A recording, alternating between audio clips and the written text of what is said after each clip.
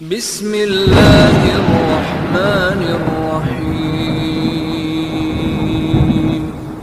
حضرت امام حسین کا سر مبارک کہاں دفن ہے اور میدان کربلا سے لے کر امام حسین کے سر مبارک کو دفنانے تک ان کے سر کے ساتھ کیا کیا واقعات پیش آئے، یہ وہ سوال ہیں جو کہ آپ کے ذہن میں ہمیشہ ابھرتے ہوں گے۔ تو دوستو، آج کی ویڈیو میں آپ کو ان دونوں سوالوں کے جواب دینے والی ہوں۔ تو دوستو، اگر آپ بھی یہ جوابات جاننا چاہتے ہیں تو آج کی ویڈیو آپ کے لیے ہی ہے، اس لیے ویڈیو کو مکمل دیکھیں اور جانیے کہ مولا حسین کے سر مبارک کو کہاں اور کس نے دفن کیا اور آپ کے سر مبارک کے ساتھ کیا کیا واقعات پیش آئے۔ دوستو، میدان کربلا میں امام حسین کی شہادت کے بعد رات گزر گئی تو صبح ان مقدس سروں کو نیزوں پر اٹھایا گیا، اونٹوں کی سواری پر مقدس بیبیوں کو بٹھایا گیا اور یہ لٹا پٹا سارا قافلہ سوئے کوفہ روانہ ہو گیا۔ ظالم یزیدی اس قافلے کو لے کر کوفہ کی طرف روانہ ہو گئے۔ رات کو ابن سعد کے لشکر میں سے کسی نے چاہا کہ حضرت امام زین العابدین کو بھی شہید کر دے، لیکن ابن سعد نے کہا یہ بیمار بچہ ہے، اسے چھوڑ دو۔ مشیت الہی بھی یہی تھی کہ کوئی سادات میں سے ضرور موجود رہے جس نے سب کچھ اپنی آنکھوں سے دیکھا ہو اور وہ حالات کا عینی شاہد بھی ہو۔ دوسرے روز لشکر یزید نے اپنی تمام لاشوں کو جمع کیا اور انہیں دفن کر کے روانگی کا اعلان کر دیا، مگر اہل بیت کی لاشوں کو دفن کرنے کی ضرورت بھی محسوس نہ کی۔ بغیر کفن اور دفن کیے خاندان نبوت کے افراد اور ان کے ساتھیوں کی لاشیں کربلا میں ہی چھوڑ دیں۔ دوستو، فرات کے کنارے ایک قبیلہ بنو سعد تھا۔ جب انہیں پتہ چلا کہ یزیدی لوگ اہل بیت اطہار کی لاشوں کو کھلے آسمان تلے چھوڑ کر چلے گئے ہیں تو وہ فوراً وہاں پہنچے اور شہداء کے مبارک جسموں کو کفن دے کر دفنا دیا۔ یزیدیوں کا قافلہ اہل بیت کرام ہمراہ کوفہ میں داخل ہوا اور شہداء کے تمام سر ان کے پاس تھے، وہ سب ابن زیاد کے سامنے پیش کر دیے گئے۔ سید الشہداء حضرت امام حسین کا مبارک سر خولی کے پاس تھا۔ وہ کسی وجہ سے بروقت دربار نہ پہنچ سکا اور سر مبارک کو اپنے گھر لے گیا۔ خولی اپنی بیوی سے کہنے لگا، آج میں تیرے لیے دنیا اور جہاں کی دولت لے کر آیا ہوں۔ مطلب یہ تھا کہ جب یہ سر مبارک ابن زیاد کے دربار میں پیش کروں گا تو بہت سے انعام ملیں گے۔ سنگ دل خولی لمبی تان کر سو گیا، مگر اس کی بیوی سر مبارک کے سامنے بیٹھ گئی اور ساری رات رو رو کر گزار دی۔ خولی کی بیوی نے دیکھا کہ آسمان سے زمین تک نور ہی نور پھیلا ہے اور سر مبارک کے گرد عجیب شکل کے نورانی پیکر طواف کر رہے ہیں۔ کچھ نہیں کہا جا سکتا کہ وہ مخلوق کون تھی۔ وہ ساری رات یہ نظارہ دیکھتی رہی۔ صبح ہوتے ہی بدبخت خولی اٹھا اور امام پاک کا سر ابن زیاد کے پاس لے گیا۔ امام عالی مقام کا سر باقی سروں کے ساتھ اور خانوادہ رسول کے باقی قیدیوں کے ساتھ اس بدبخت ابن زیاد کے تخت کے سامنے پیش کیا گیا۔ وہ بدبخت اس وقت تخت پر بیٹھا تھا اور اس کے ہاتھ میں ایک چھڑی تھی۔ اس نے چھڑی کے ساتھ حضرت امام حسین کے دندان مبارک پر گستاخی کی اور نازیبا گفتگو کی۔ حضور کے ایک کمزور نظر والے صحابی جو وہاں موجود تھے وہ بہت بوڑھے تھے، ان کا نام زید بن ارقم تھا۔ ابن زیاد کی چھڑی جب حضرت سیدنا امام حسین کے لبوں پر دیکھی تو چیخ اٹھے اور کہا، کچھ تو حیا کر، خدا کی قسم میں نے اپنی آنکھوں سے رسول اللہ صلی اللہ علیہ وآلہ وسلم کے لبوں کو ان لبوں کو چومتے ہوئے دیکھا ہے۔ ابن زیاد کہنے لگا، اے زید، اگر تم بوڑھے نہ ہوتے تو تمہاری گردن بھی میں ابھی اتار دیتا۔ ابن زیاد نے اس کے بعد یزید کی خوشنودی کے لیے حضرت امام حسین کا سر انور اور دیگر سروں کو جلوس کے ساتھ اور خانوادہ رسول کی پاک بیبیوں کے ساتھ یزید کی طرف دمشق روانہ کر دیا۔ جب یہ قافلہ دمشق کی طرف روانہ ہوا تو راستے میں ایک گرجے کے قریب پڑاؤ کیا۔ انہوں نے جلی حروف میں ایک پہاڑی پر سرخ رنگ کے ساتھ یہ شعر لکھا ہوا دیکھا: قوم نے حسین کو قتل کر دیا، کیا وہ قیامت کے دن ان کے نانا جان کی شفاعت کی امید رکھ سکتی ہے؟ اہل قافلہ نے جب یہ شعر پڑھا تو ان کے رونگٹے کھڑے ہو گئے۔ وہ یہ سمجھنے سے قاصر تھے کہ اس پہاڑی پر ایسے انداز میں یہ شعر کس نے لکھا ہے۔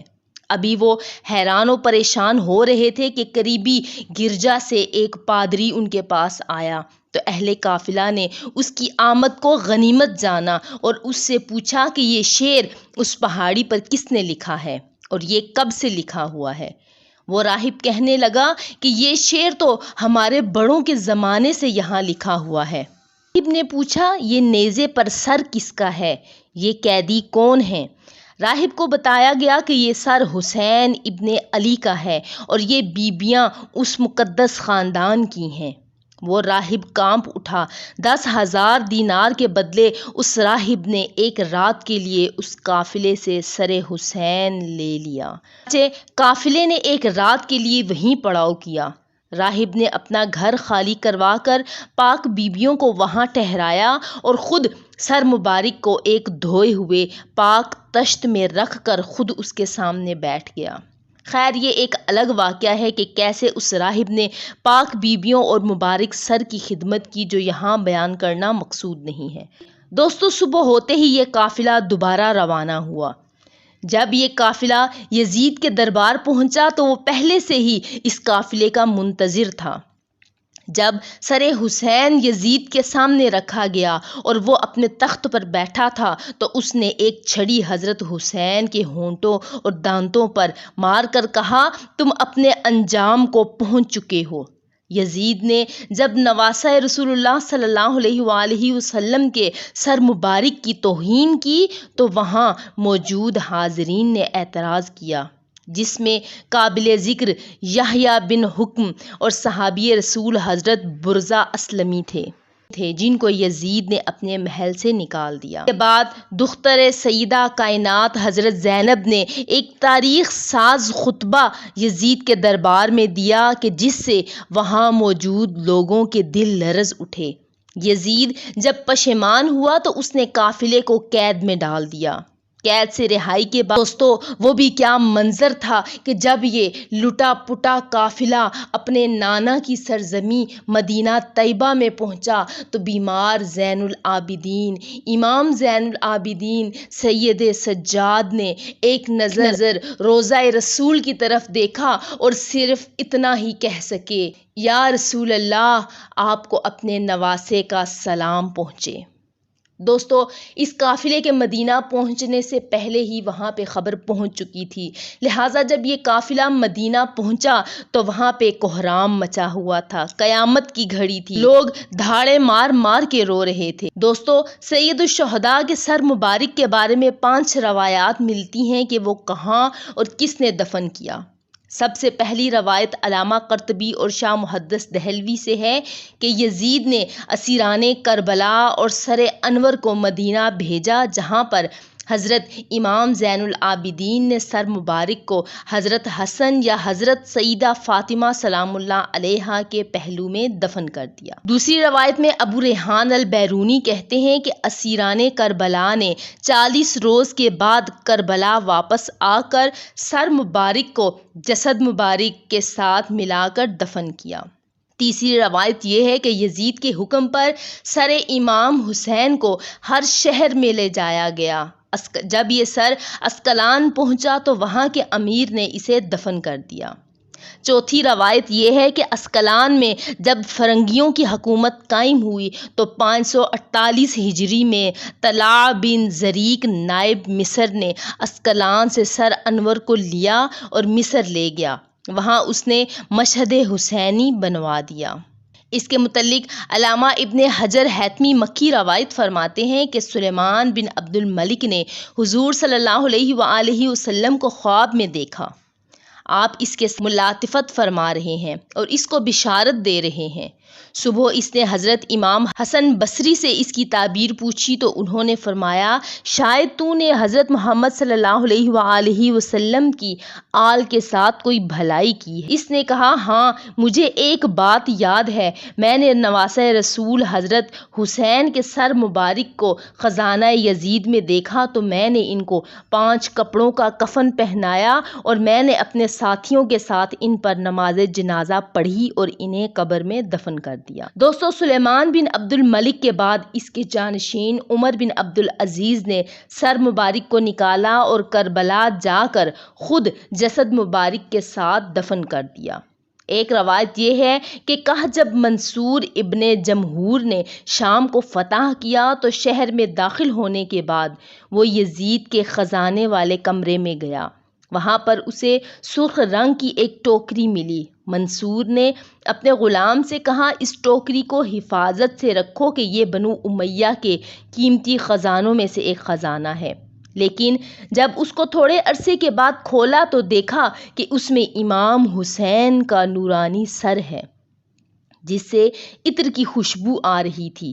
اس نے اپنے غلام کو حکم دیا کہ ایک کپڑا لائے۔